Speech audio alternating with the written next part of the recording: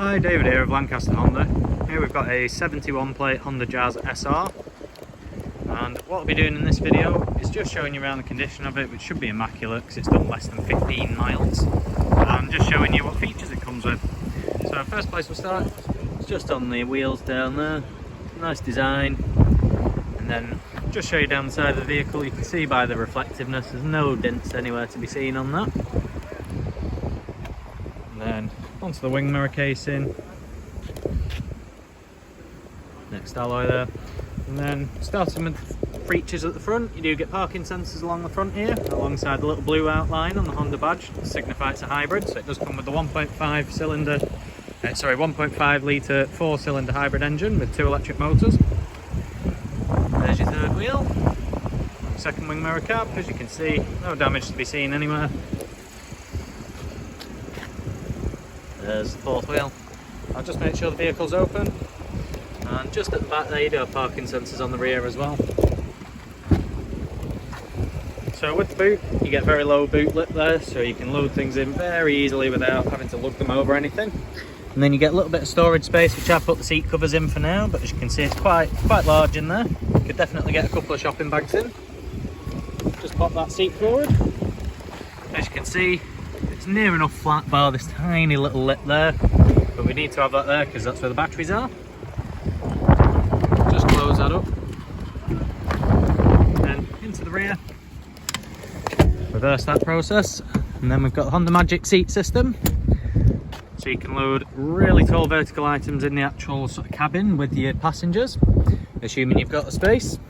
But it's a great system. It's actually designed to fit a bicycle in, so if you're wondering whether or not you could get a bike in there, that's the whole idea. It should be able to fit it with no problem. You just turn the wheel slightly.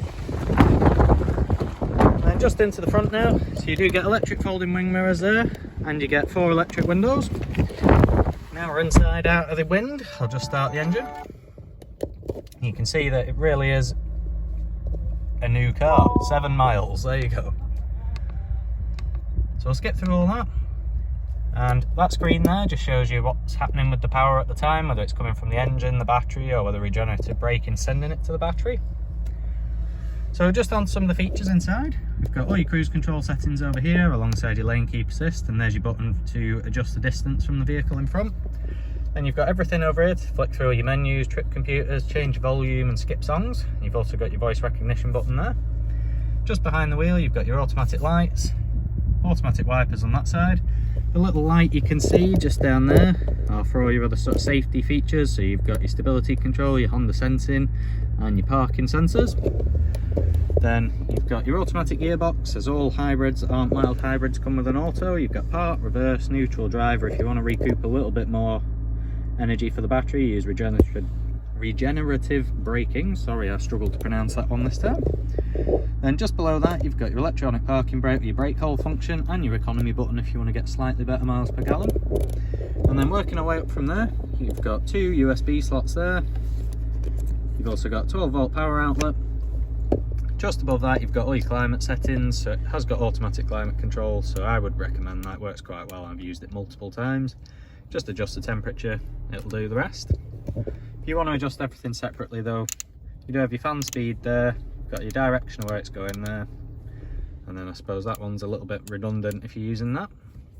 And we'll turn all that off for now. And then up onto the main screen you've got plenty of ways to connect your devices up. So what we'll do first, we'll just go onto home, there we are.